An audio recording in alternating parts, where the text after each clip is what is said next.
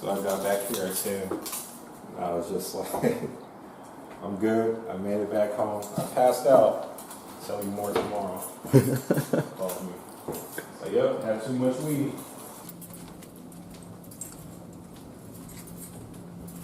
What a dummy. Pass me the sack. I said, oh no, it ain't like that, G. I'm trying to go straight and have it. Just gotta finish.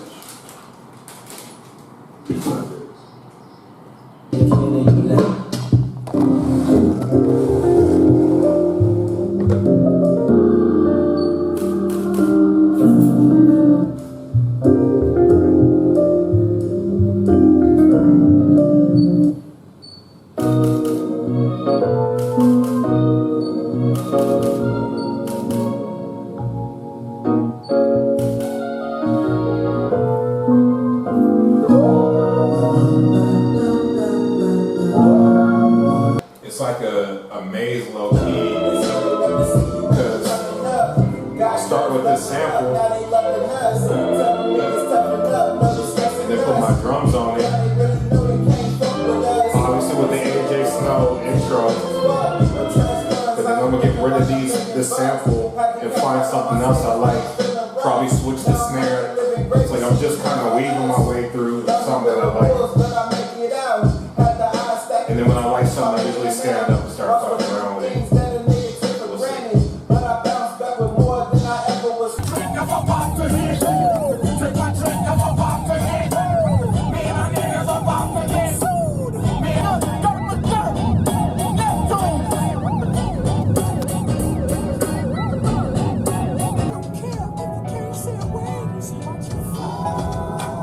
This is where I started taking my shit serious.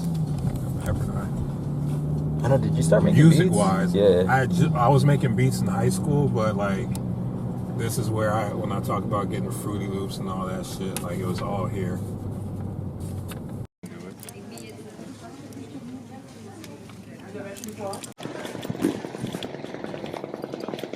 don't even know what I'm gonna say really. So some fancy apartments now, but all of this used to be a parking lot, and I had actually two life-changing moments happen right over here. The first one, my freshman year, I had just I started making beats in high school with my boy Zishan. So that was like sophomore year. So we're just fucking around. College, I get here. I always tell the story about having my little credit card, getting Fruity Loops and all that. But at the time, I was real embarrassed about like when people asked what I did or what I was into. Like saying I was a music producer, that shit was just weird. Because obviously everybody around that time period is like 05, 06. MySpace, everybody's just starting to say, oh, I'm this, I'm that. And it didn't sound real. It sounded like a bunch of people just like running from reality. But I knew I was serious about it. And so I always struggled with telling people I was a music producer. But right where these apartments were, I have my little 94, what was it, Ford Escort, the Aqua Bunny we used to call it. And I just stood here and I said, everybody's a music producer, but Justin Williams is a music producer. Jansport J is a music producer. So like from right here, I just started taking my shit seriously. I would come from here to go to like all the shows in LA. I met one of my close friends, manager Jasmine Ratonti. She's doing the radio show up here. Don Kennedy was a guest one time. I went up there and politics with him. So we'd leave here and go work on curly tops and knockout jackets, all that from here. But also, this was the same lot. I did 4 years at Pepperdine. I barely went to class. I was girl crazy and just irresponsible. And so they gave me a fifth year. And in the fifth year, I fucked up and I sat like in this lot. And I didn't tell my mom until like maybe 2 days before graduation I wasn't graduating. So I had to tell everybody in the family. My mom was just like, all right, come home. Like, you good. Like, I was so scared. But I came home and I just told her. She was like, she was, supportive. But she was like, so what are you going to do? So I'm going to really just do the music. I'm going to go get a job at the YMCA. And then I'm going to go to studio sessions with hardworking everybody at night. I'm not going to sleep a lot. But I was committed, and I actually did that.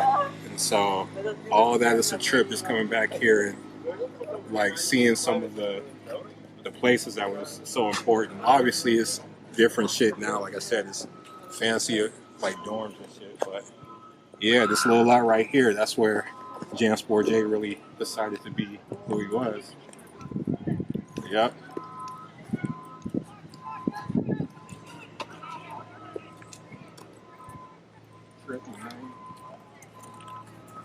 This shit just turned into some like Tupac MTV walking around. This is cool. It's cool for now. That room right there. That was our freshman dorm. That's where I had my credit card. Made my first beats. First beats on my own. And like really falling in love with that shit. It felt like I could do it. Sometimes they would go out at night to a party, whatever, and I'd be sitting there on my little laptop, my little Acer. I'm making beats, I'll be there later on. Oh, we're going to Lily's. We gotta place that order right now. Lily's is the burrito spots where all the students go to. To this day, to me, it's the best burrito in LA. You gotta order 30, 45 minutes ahead. When I was here, you would see Pam Anderson, you would see Prince, you would see everybody stopping at that Lily's. And the burrito is fire, but it's really like the sauce that they have too, the green sauce, which I'm about to get a jar of and bring it right back home. But yeah, we definitely got to place that Lily's order. Lily's pastries. Yeah, Lily's Malibu.